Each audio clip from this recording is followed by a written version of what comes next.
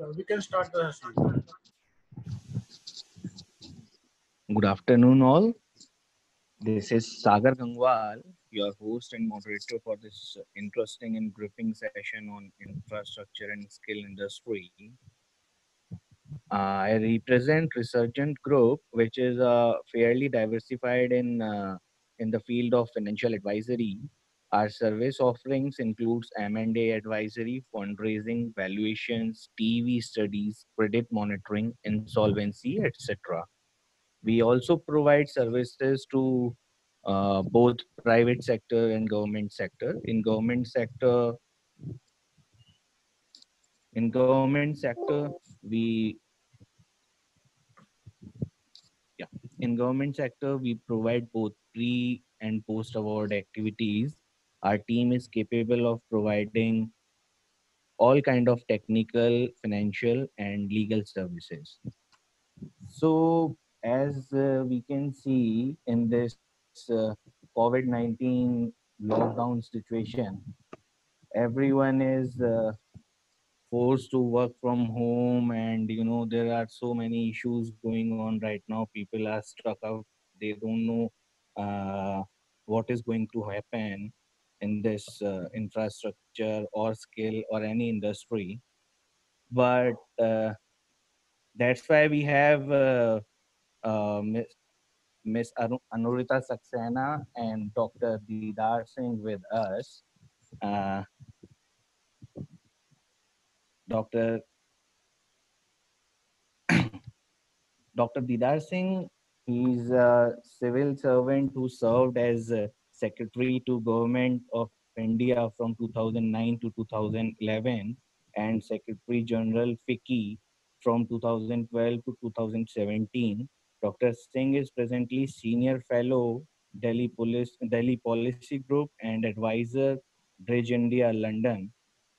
Dr. Singh also functions as Chair of the diaspora group of Nomad of the World Bank, and in 2017 was named as Global Fellow at IC2 Institute of University of Texas at Austin, USA. So I will not take much time and I'll hand over to Dr. Didar Singh. Sir, please. Sure. Thanks, Sagar, and good afternoon to everybody there and all the participants which are taking part. We have a very interesting discussion today where we are going to be looking at skills and infrastructure and how they are being impacted in this COVID-19 situation. So I'll just start now with actually giving you first an overview, or let us say a macro view is how what I told Sagar that I would start with. So I have a presentation which I'm going to place right now. I hope all of you will be able to share this presentation. Here it is. Can you see it? Can you see the presentation? I just need to confirm that this presentation is viewable. No, sir. I guess you need to.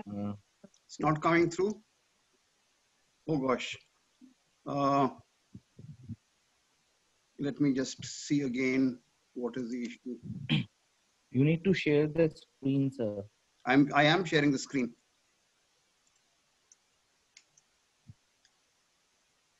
Okay, now can you see it? Yes. Okay. Now here is a presentation which basically, just a minute. Here is a presentation which basically tells you where we are in terms of this particular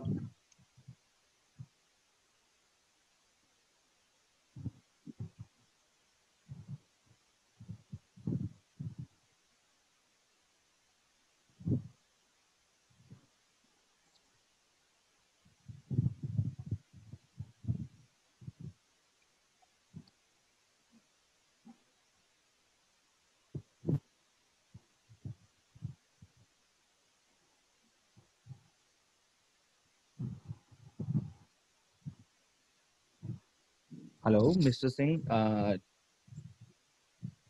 you there, sir? I guess we have lost him due to some internet issue. He'll be joining very soon.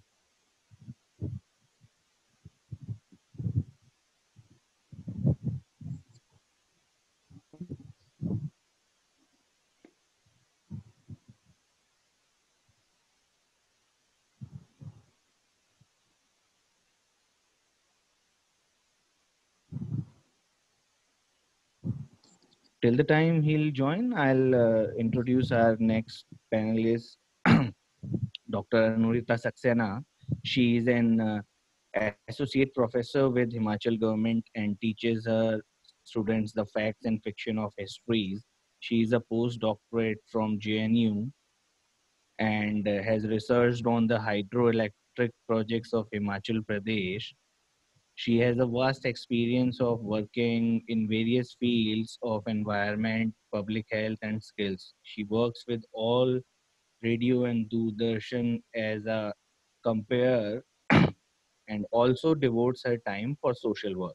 She was the general manager of Himachal Skill Mission for more than 3 years and was the motivating force behind many new ventures, especially with higher education. Anurita, ma'am. Good afternoon, everyone. I hope everyone is able to hear me.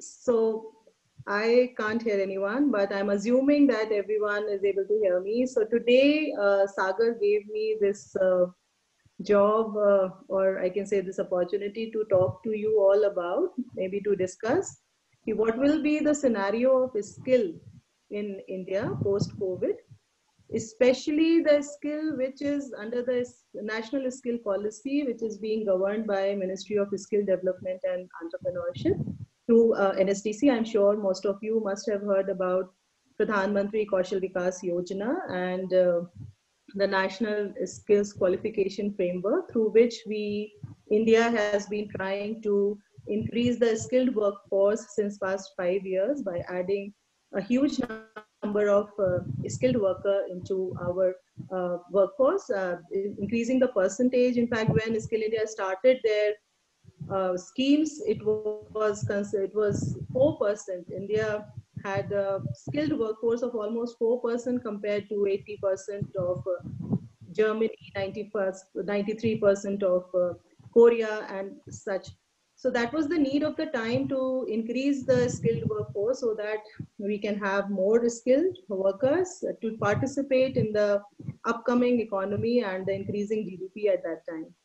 So in the past 5 years, since this is a new setup of skills, the NSDC with MSDE has actually done a good job. So there are a lot of problems, implementation problems, and a lot of even structural problems. But I'll say that they have been able to create a buzz in the society that this skill is important and it is not something which is imparted only through ITIs and polytechnics.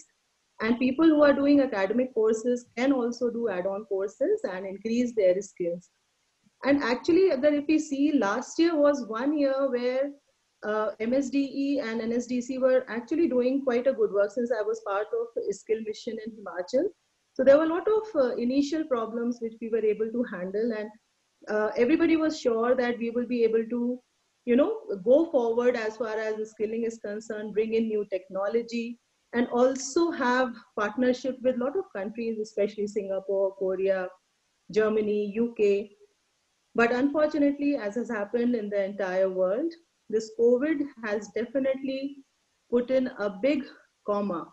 I'll not say full stop, but a big comma into the skills. Definitely the kind of skills, especially skills related to service sector, aviation sector, a lot of sectors which were entertainment sectors, which were actually doing very well and were showing a lot of promise, not only in India, but also abroad. A lot of workers from India had actually started going abroad for these sectors. So this has put a big comma, I'll say. So now is the time where we also need to understand and think what next. So nobody knows what next, but there can only be some kind of planning, some kind of strategic interventions, and some kind of fast evaluation of the situation. We all need to, especially people who are in the skill sector, be it the government side or be it the private sector, which is now part of the skill ecosystem in India, they all need to plan and strategize very fast that how to utilize this time, especially when everybody is home and the fear of the virus is so much that not everybody, even if government opens the lockdown, I I and most of us don't see that people will be back to the back normal, the previous normal very fast. So what to do in that scenario? How to cope up with that? We really can't say, ki, okay, let's shut everything and let's sit and let the virus fly away, say after a year and a half, or we will all sit at home till we don't have a vaccine. So this is what we need to think. So I especially had a talk with a lot of people who are in skill, and we realized that a lot of things need to do. Right now, everything is at standstill. All the kind of trainings which were happening in India are at a full stop. The people, the youth which were participating in it either has gone back to their villages or is sitting at home. So half-taught courses were there, so they will have to be reskilled. They will have to be, we'll have to see how to do the practical work in that, because the skill courses are not something which can be completely taught online. There's a huge portion, maybe 40 to 50 to 60% portion, which is lab driven or which is floor driven, which is to be learned by doing. So, and then as I was saying that the moment we are out of lockdown, we will realize that a lot of sectors which were highly employable earlier, like the hospitality, entertainment, travel, civil aviation, fashion, even the wedding industry, and so they are not going to be as employable as they were for some time to come. And new sectors will emerge, like IT always was a good sector, but now IT will become a very, very strong sector, plus healthcare. Healthcare is going to be very high. And India has what we can say, we have that where we can actually provide healthcare workers, healthcare equipments to not only in India, but to the world. Geriatrics will become where we have to take care of the elderly people is something which is going to come up. Logistics sector is really going to come up, like people, home deliveries and everything. So we need to rethink on how skilling will be from now on. Upskilling and reskilling will be very much required, and also a small module on COVID protocol. Any skilling will need a small protocol on how to do a job, how to maintain distance, how to take self-precautions. So all this is going to be the necessity, absolute mandatory necessity. Static interventions, if we talk about, so I think the need of the hour is that we start doing a skill gap analysis right now on each sector. So each sector, how much digitization can be done for each sector? What is the percentage of digitization? Can this course be digitized 40%, 60%, 30%? What will be then we have to reboot the sectors, change the curriculum. We need to have the aspiration of the youth also now. We can't say, okay, this was what was taught to you, this is what you were going to do earlier, and this is only what you will be doing now. So we need to have the aspiration of the youth as well, because are they ready to come out of their houses and actually work the way they were doing? Because new normal is going to be very different from what we used to think. Even if there is a vaccine in, say, 6 to 8 months, or if there is a medicine which is going to control the spread. So the new normal is something which we need to plan. As we need to go back to the village, MSME level, district-wise plan. Till now, we were going at a national plan that this is the National Skill Qualification Network, these are the ITIs, these are the courses. But now it will have to be quite localized. We will have to have district plan.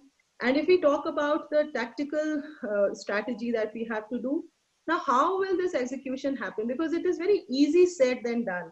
It's very easy to say, okay, we will have the digitized classes, we will have online classes. But does everybody has the kind of people who actually take admission in these courses? Do they actually have the facility, the phones, and the internet connection where they can have Zoom classes or Google classes for say 3 hours a day or something? I'm these days trying to take classes with my students since I teach in a government college. I have a class of say 120, 30 students. Not even 60, 70 students are able to participate in my classes these days. Then till now, everything, most of the things were coming from Government of India. Most of the states and the skill missions were following what the guidelines which were being set up by the Government of India. But now, from now on, what I feel personally after having worked with the skill mission in Himachal, that state level rather than national level will become very important for coming 1 year, where the skill missions and the district authorities will have to realize what is the local youth that wants and have to strategize like that. A very good balance between online and classroom teaching, and where classroom teaching, if we have to follow the social distancing norm, what kind of classrooms, where can the students come? A lot of students come and stay in groups in the hired rooms or in the hostels. Can we actually go? How will the internship will be planned? How the apprenticeship will work? So this is the kind of planning that we need to do. But more than that, I think, as I was talking to some senior officers in the Ministry of Skill Development yesterday, they said what is actually now required is that all the skill companies, along with the placement companies, have to do a demand analysis right now in every district with every company, that since everybody has left, the companies and the factories, all the enterprises, everything is totally shut. So they need to have a demand from them and to see the kind of youth is there, what kind of work they are going to do. And can there be a match between the youth available in that district, in that area? Can that youth actually go and work at where the demand is at any level? And what kind of upskilling and reskilling is required for them? So these companies who are doing skilling till now also need to become a little bit of placement companies and actually start doing this work with the help of sector skill councils and also the state skill missions. And as somebody also wrote while I was talking to you all, that local attention is very important. The Gandhi way of saying, bringing in the local economy, empowering the villages and the panchayats and the SHGs, the local rural women. That should be the strategy now, because as far as the big service industry is concerned, that is not going to be there for coming at least 8 to 9 months. Himachal, for example, I'm from Himachal.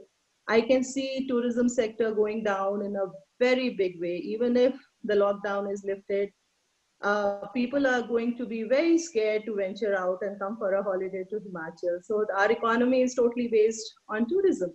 So we now have to think, all the district committees, the district administration, skill mission, what now? Because our emphasis till now was on retail and tourism. Our students are well-spoken, smart, so they work very well in these two sectors. But what now?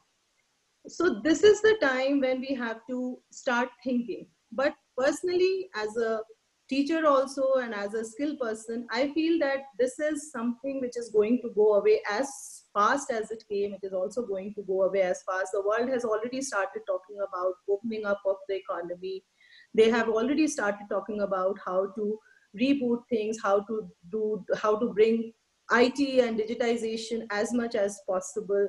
So personally, I feel this is the time to have patience and also to increase your capabilities while sitting at home, doing online courses as much as one can. And there are a lot of universities, even the Ivy League universities, Indian universities, which are offering online courses, and increase your skill, like all the housewives are doing these days by cooking as much as possible, the kind of dishes they've never cooked. So even the students and people who are in a skill also need to do that, keep practicing. And personally, I feel that the skilled workforce will be required more to bring in the economy back to the track rather than uh, uh, the old might not work for some time, but it will eventually work. And because once you are skilled, you are skilled, and it's only a time when some reskilling can actually bring back your skills. So a big pause, yes. A big comma, yes, but not a full stop. It is just a time where we can actually build in our own capacities. I can't hear Sagar. Yeah, can you hear me now? Yes. Yeah. So thank you so much, Anvita ma'am. That was really a good brief, and we have a lot of questions and from the people who joined us. But I Just, suggest all of just to them. Just to add, Sagar, I was also, I got the information from NSDC and MSDC that they have already started the process of digitizing as many courses as possible, and they've already Wow. created a module on COVID, of some 7 hours COVID protocol, which will be mandatory for every skill course in coming months. Wow, that sounds nice.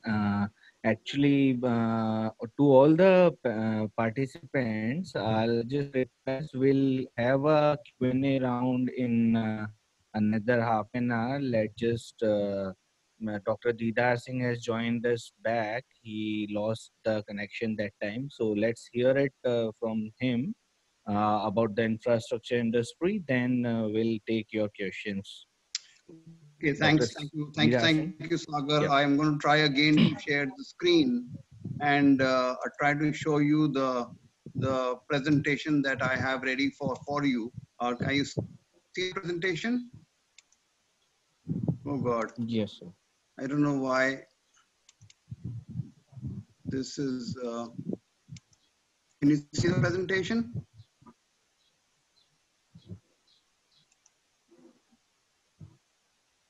No, sir.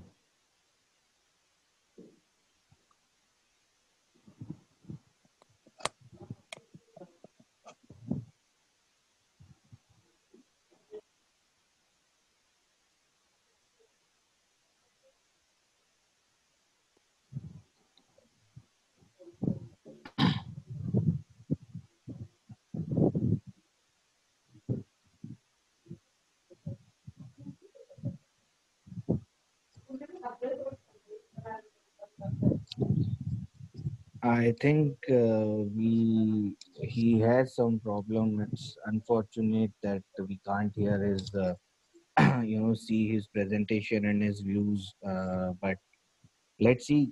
Till the time I would take a few of the questions which audience have, and if Miss Saxena, you can answer them right there. Sure.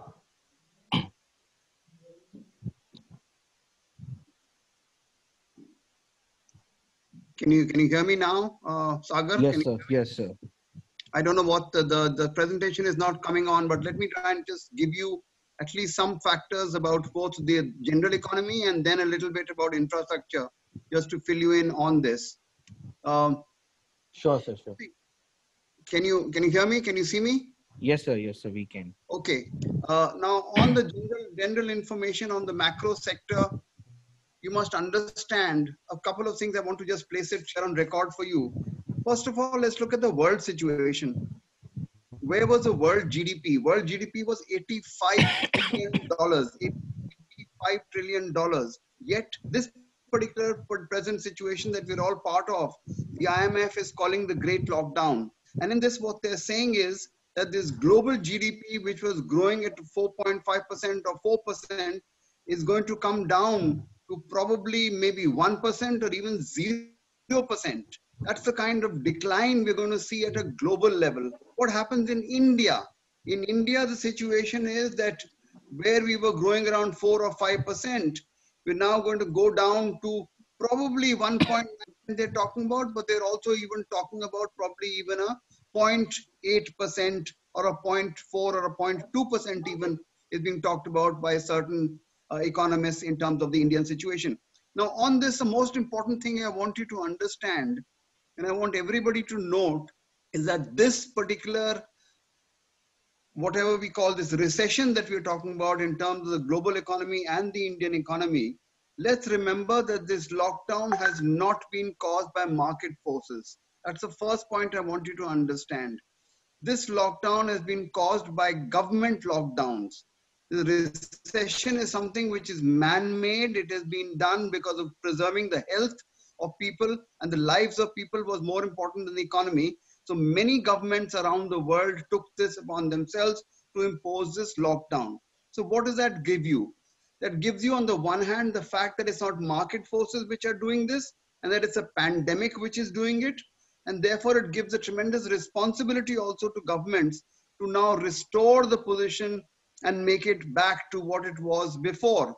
You know, many parts around the world, economists are talking about a V-shaped recovery. In fact, Anurita ji just talked about it, of how we can all recover when this whole thing restarts all over again. And they're talking of V-shaped, meaning that yes, you went down because of the pandemic, but then you climb straight up once the pandemic is over. But in understanding this situation of the pandemic getting over and this situation where the economy recovers in its totality, let us understand that this V-shape does not necessarily have to be a V-shape. It could even be a U-shape. In other words, the bottom part may take longer to come, and then slowly you will see a recovery coming after that. But even if we were to look at that, let's remember that there are actually three phases. There are three phases. Phase number one is the lockdown phase that we're all part of right now. And we know that the economy is tanking very badly, not just in India, but around the world. The second phase is going to be the relaxation from this lockdown, which already you've seen yesterday, it's been announced, and you now have red zones, orange zones, and green zones. So some amount of economic activity will be opened up over time. And this may probably be there for at least the next 1 or 2 months. And then you have finally the phase which comes post finding of a vaccine.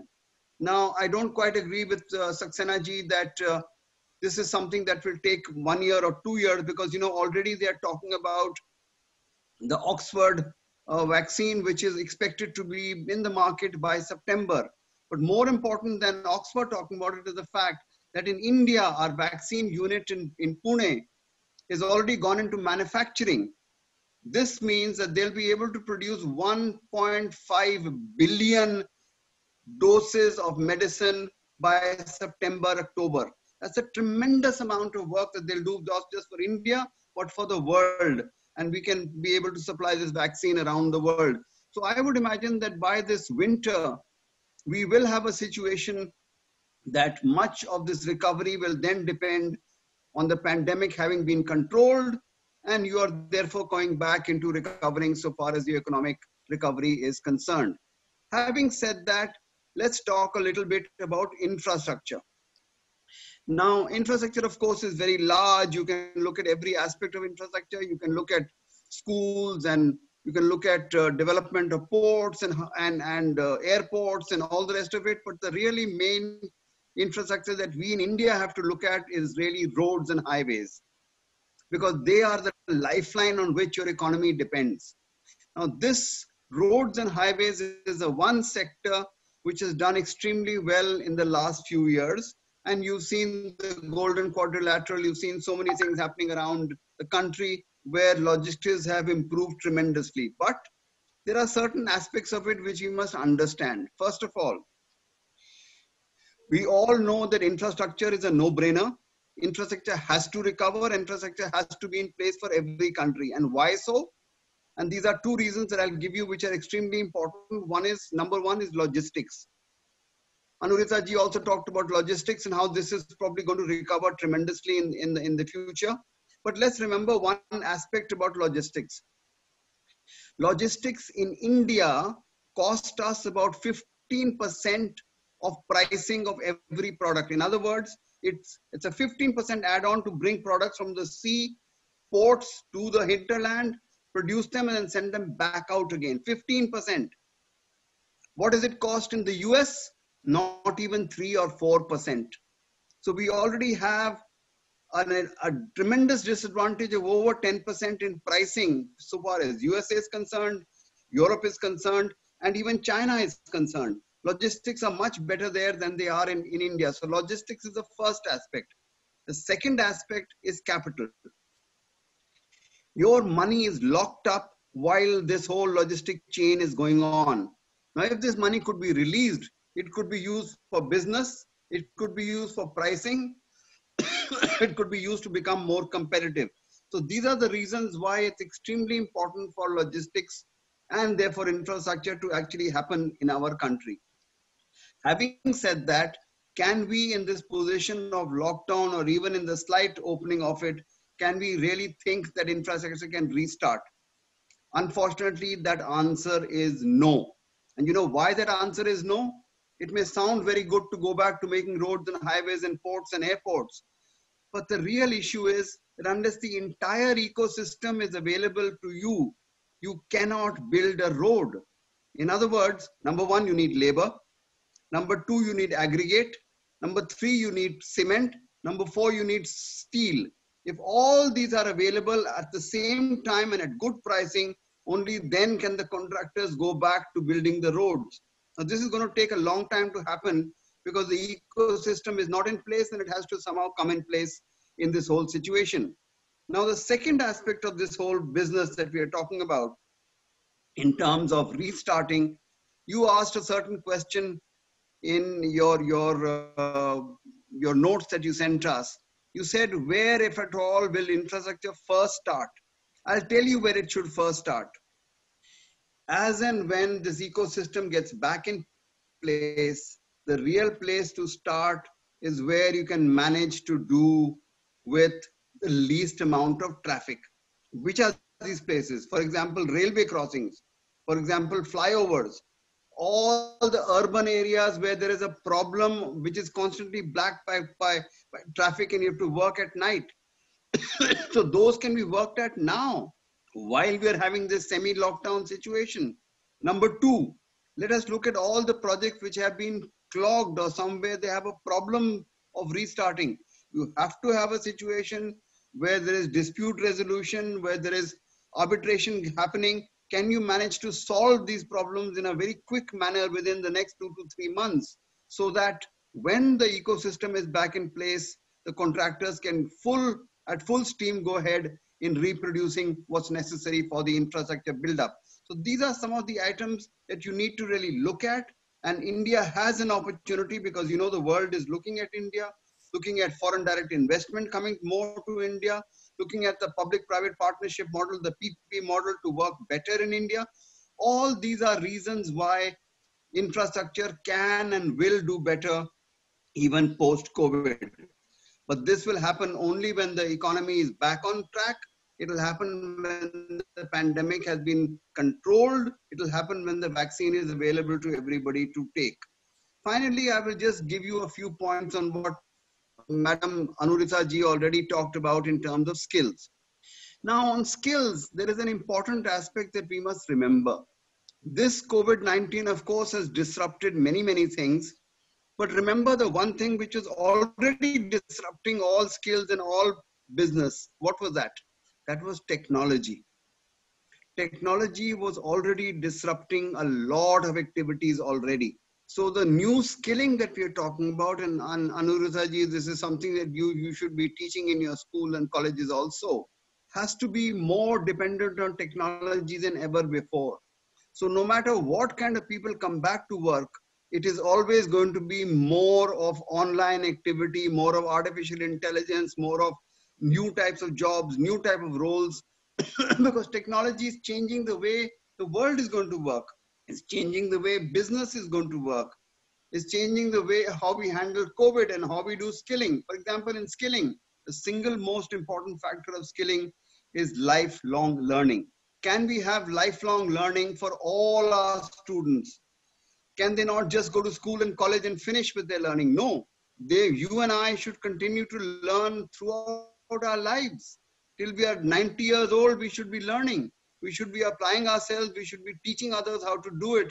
And this is something that our semi-skilled people, our skilled people, our professional people, all of them have to imbibe in a manner which makes it conducive to have lifelong learning, to have skills which are IT related, to have skills which are online related, so that the world as it changes, it is able to adapt to this in a particular manner. Thank you very much. Thanks.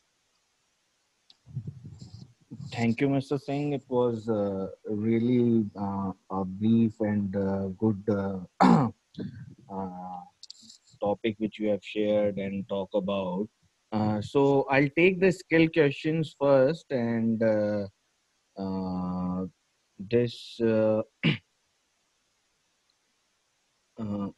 Mr. Ram, I guess he has asked that would you have skill development for rural folks in marketing farm outputs, farm inputs, agri-tech skills in coordination with University of Agriculture?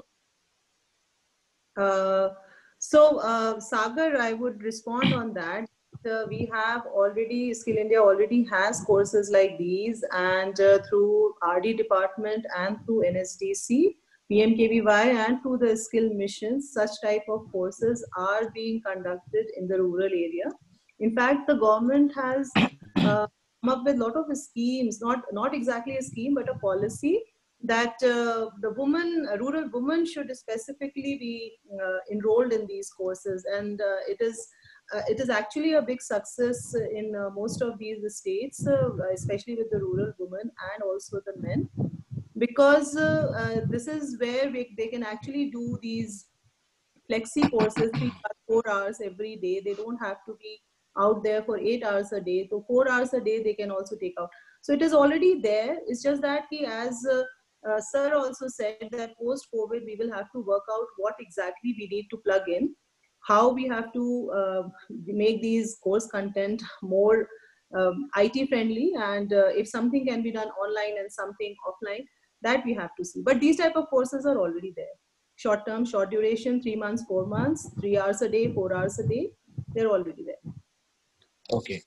So the next is Mr. Bhupesh Bharadwaj has asked, do we have a site where we can put sites, say, I guess he means website or web portal something, where we can put our qualifications and area of work, and it can suggest courses which can be taken up?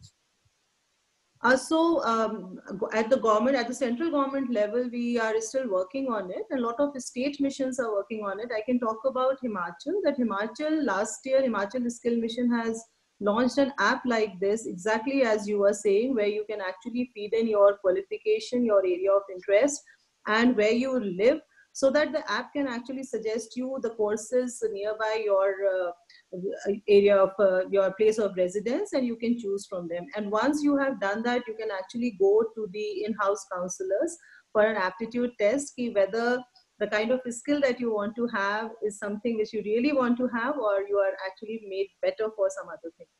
So a lot of states have that. I really don't have much details about it, but a lot of states have actually this, because skilling is all about the aspiration of the youth and matching it with the right kind of skill, and then actually matching the skill with the right kind of industry. Okay. So I guess, yeah, we have time. We can take few more questions. So I guess, Sagar, I saw one question where somebody had asked at what level a student can actually go for vocational education. So I would just want to answer that almost 8,000, more than 8,000 schools all over India are offering vocational NSQF aligned vocational courses, and more than 10 lakh students are already enrolled from class 9th, 10th, 11th and 12th. So when they pass out, this is also one subject which is counted in their class 10th also and in their 12th also. So a school program for NSQF aligned vocational training is actually doing quite well in India. And then these courses can be taken up further once you are in your graduation as an add-on courses, or you can actually join a BVOC course, that is Bachelor's in Vocation. Okay. Mr. Yogendra Okay, Sagar. Yes, you know, there is some talk about attracting more FDI in India and reviving the infrastructure sector. I'll just react to that question and those suggestions which have come on the chat. Is that okay? Yeah. Yes, sir. Please, sir. Sure, sir. Yeah. Okay. Sure. Now, on infrastructure and getting FDI more into India, what are the steps that we really require to do? Of course, we all know that ease of doing business has improved in the country and it will continue to improve. But the single most important aspect is really contracts. The issue which is something which is beyond government and goes into, let us say, to courts and the whole legal system is is insisting or ensuring that contracts are sanctified. The sanctity of contract has to be maintained. That is the one key factor that India must have in place, and that is the one problem that remains with this ease of doing business issue that we are talking about. So once we are able to solve that issue, make sure that contracts are something which are frozen in time and frozen on paper. Yes, you can renegotiate them, of course you can, but the legal system must back that and ensure that it's always available. The second most important aspect is to make available all the opportunities that we are seeing now, because we know that the world is beginning to look at a post COVID time and look at a post China time. Now, in this situation, there is obviously going to be a desire to look at countries which provide a better environment than China does. China has a very excellent environment. Let's not forget that. Because why? Because the entire value chain is very well worked out there, and it will take years to get out of that value chain. But there are people who are willing to do that. Japan has put money into it. Many European countries are putting money into it, and the US is, of course, looking at going into other countries. So here is a great opportunity for India, and the way to do it, and the way that we have to do it, is to make the three most important aspects of industrialization available in the country very well. And these include infrastructure. This is land, labor, and capital. Unless we have good land issues and land problems being sorted out on a continuing basis, we have labor issues and labor reform introduced in the country, and we have easier access to capital. All this thing come together with what is needed for infrastructure, what is needed for rest of industry, what is needed for drawing and bringing more FDI into India. It is happening already, but we need to speed this process up and ensure that the state governments fall in line and actually do it in a manner attracting more and more of not only investment from overseas, but also investment from within the country to make sure that there is a good revival post this whole COVID situation. Having said that, there is one more aspect that I want to just flag out here for everybody's information. That is, what is the structure of governance we expect after COVID? Whether it is infrastructure, whether it is a skills world, whether it is any other aspect of business, what is the structure of governance and the structure of business that we expect? In my opinion, that will actually go back to as we've known in the past. Why will it go back? Because the structures of governance, be they domestic governance or be there international governance or global governance as we talk about, they still remain the same. Now, the advantage is that this is what we gave to ourselves post the Second World War. We have the whole UN system, we have a World Bank, and we have IMF, and we have all these other institutions which are there in place. They still will continue to be in place, and that governance transcends into national governance. And national governance are sovereign states which run countries in a particular manner. So it will go back. In that sense, even the business model will go back to what we've known before. Of course, technology will disrupt it and there'll be changes in the business model, but the basics will remain the same. The stock market will still be there. The boards of companies will still be there.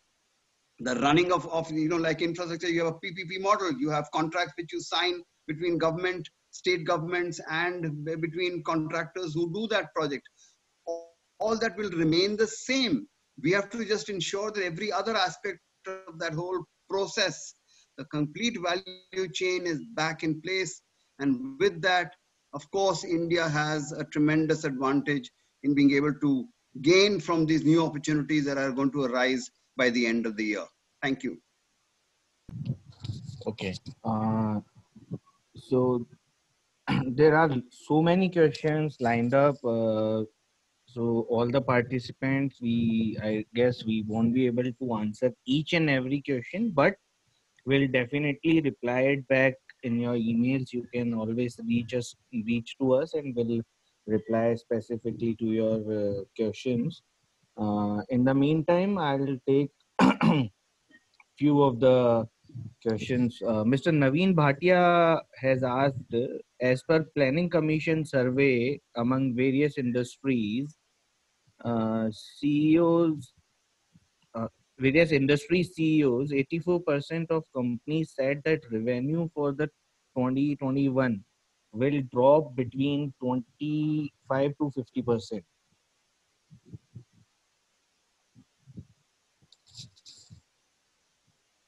Singh sir, what are your thoughts on that? I'm sorry, please repeat your question. Yeah, sure. I'll do. Yeah, Sagar, I'm sorry, what were you saying? I'll just repeat it, sir.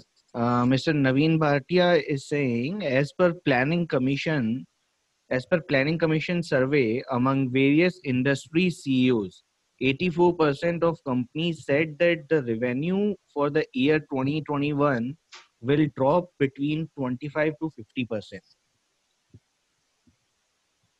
What do you mean when you will drop? I'm sorry, I don't understand. Revenue, sir, revenue. Yeah, of The course revenue. revenue will drop, because if there is going to be, yeah, sure, you're absolutely right. It's not just Niti Aayog which is saying it, but countries and economists around the world are saying this. And you heard me mention right at the beginning of my talk, when I talked of the global situation, I talked about how global GDP will fall from 4.5% to maybe even 1% or 0%. So this means that there's going to be a tremendous impact on all business and all revenues. Of course, they will fall. But the whole aspect is that there has to be a V-shaped recovery. Initially, it will all fall, but once it recovers, you can expect the same curve to be there and go all the way back. Now, what is the advantage of this, or why are we saying this?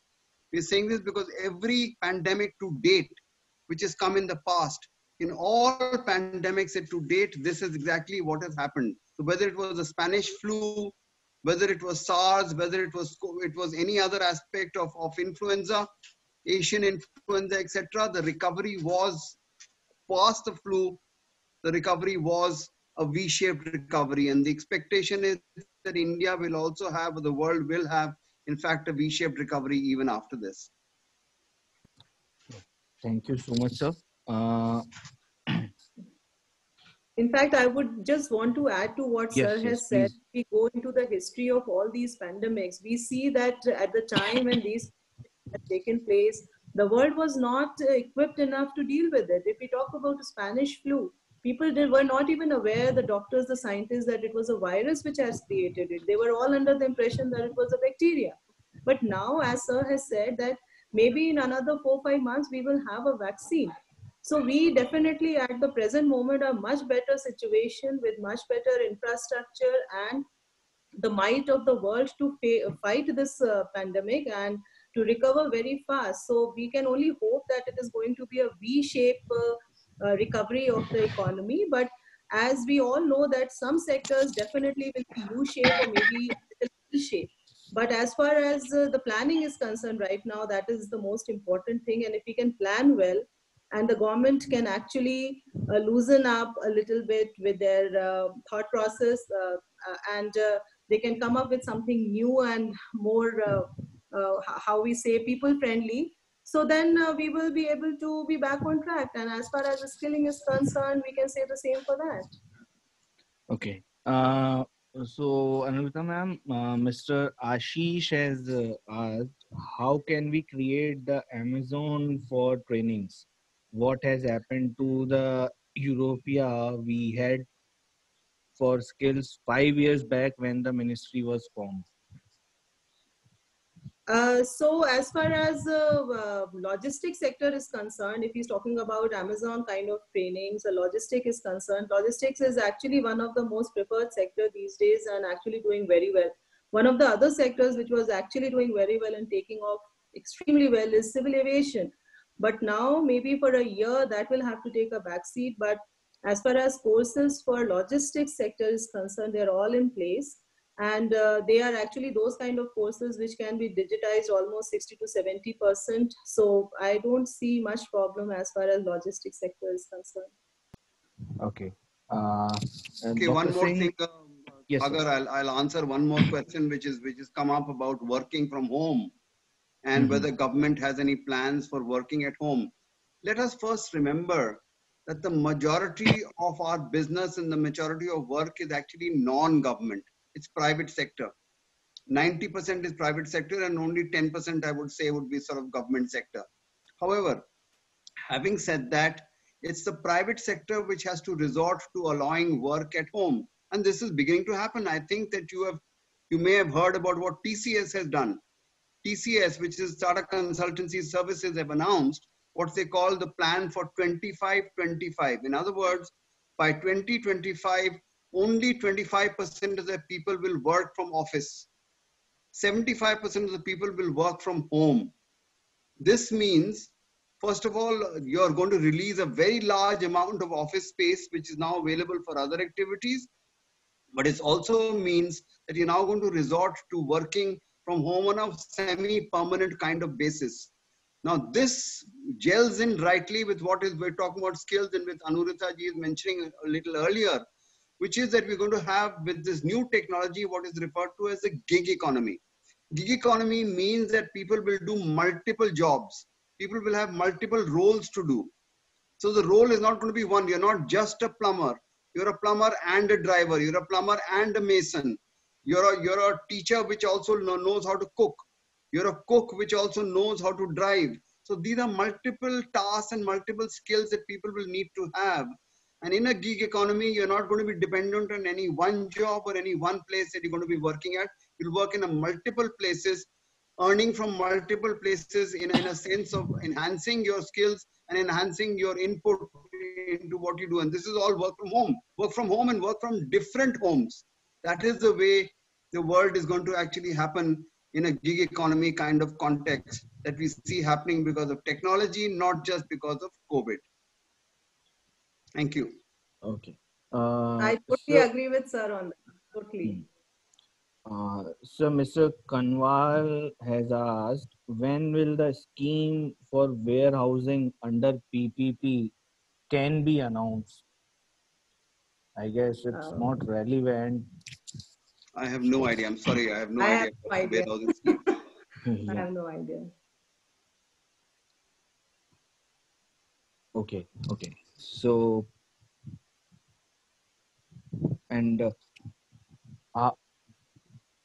Anil Batra has asked, how do you think the experience of retired government and private sector can be used for skill development? All the time. We're doing it right now. Yeah. And Mr. Iqbal has asked, what about railway infrastructure?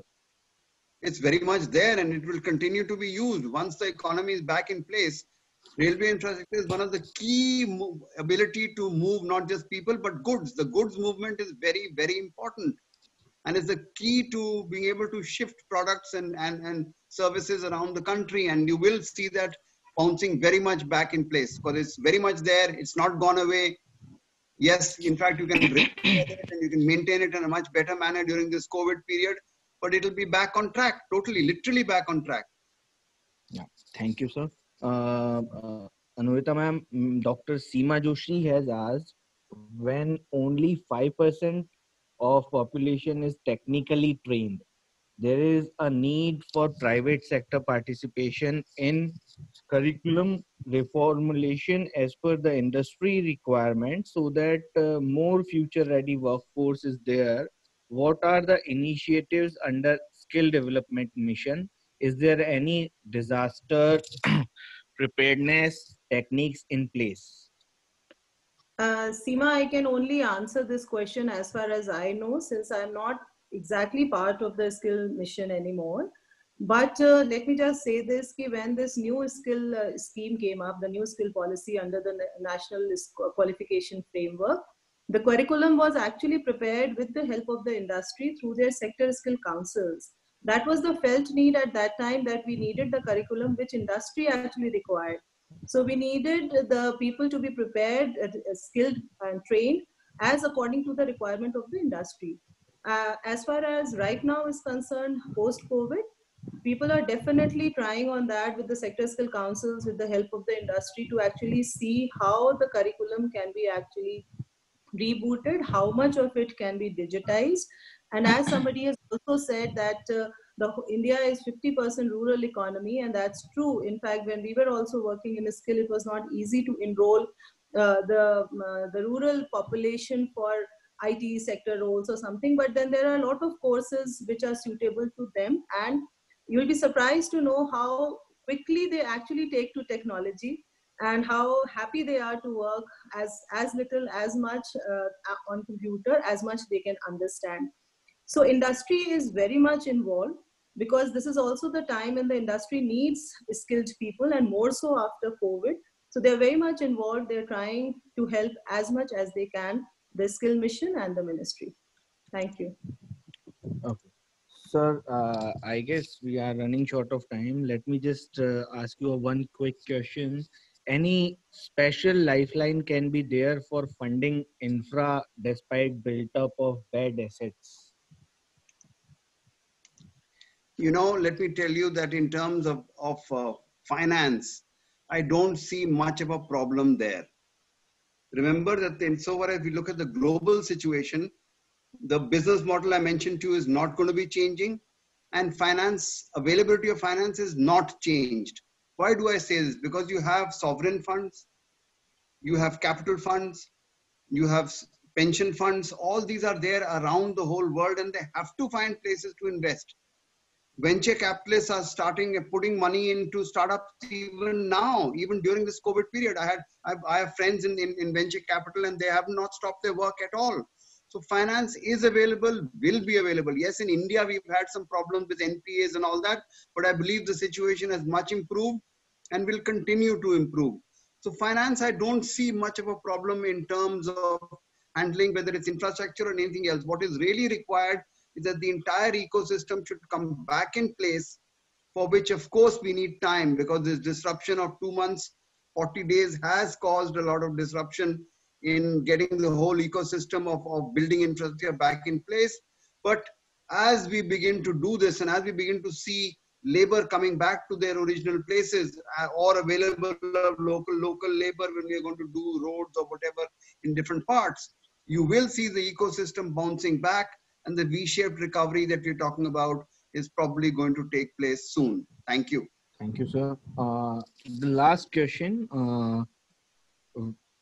this is for you, Anurita ma'am. Will the skill migration to the other countries will increase or decrease, taking into account what has happened now? So I guess if we see, I don't have the data right now with me, but the skilled workers going and working abroad had definitely increased the previous year, and we were actually looking forward to a very robust year as far as the gainful migration of skilled workers from as far as concerned. But right now, because of the restrictions on flying out, the borders being sealed between the countries, it might take few months where people will not be able to go and travel and actually join their workplace. But I don't see that in fact, I feel I've been talking to a few friends who have companies who are working in these. They say they see a much better potential, because uh, people will require in the West, especially the European countries, there will be a huge demand for skilled workers who can come, younger population who can come and work. So it might actually boom. We don't know, but we will have to see how it is after, say, 3, 4, 5 months. Right now, people are actually planning with all these countries where the demand is or where the demand was. The sectors are changing. Hospitality is definitely losing. Healthcare is definitely is in huge demand. But one can't really answer this right now, maybe 2, 3 months from now on. Thank you. Sagar, I'll just add out here in terms of the movement of our skilled workers overseas. You know, the largest market for skilled workers was actually the Gulf, where we know we have 7 million Indians working in the Gulf. Now there is a severe problem, and that problem is not because of just COVID, that's a problem because of oil. You've seen how oil prices have crashed around the world. from over $100 has come down to $20. That is the real issue. And economists are today saying that that is more serious of an issue than even your COVID-19 issue. And that the real pandemic issue is going to play itself out on the way the oil plays itself out. Now, when this oil economy coming down, a lot of skilled people are going to lose their jobs in this main Gulf area. So I agree with Anurita that actually it is new markets that will have to be found. New markets such as Europe, new markets such as America, Europe. South America, other parts of Asia, where skilled people from India can actually go. Thank you. Okay. Thank you so much, sir. I guess it was a very good discussion we had, and thank you so much for all the participants. Just to answer all of you about the PPT, I request each of you, please message or email us through our official email ID. We can share the PPT of Dr. Didar Singh with all of you. Yeah, I will make it available to you, Sagar. Thank you so much, sir. Thank you. Thank you Thank so you much, so much. Sagar. Thank you.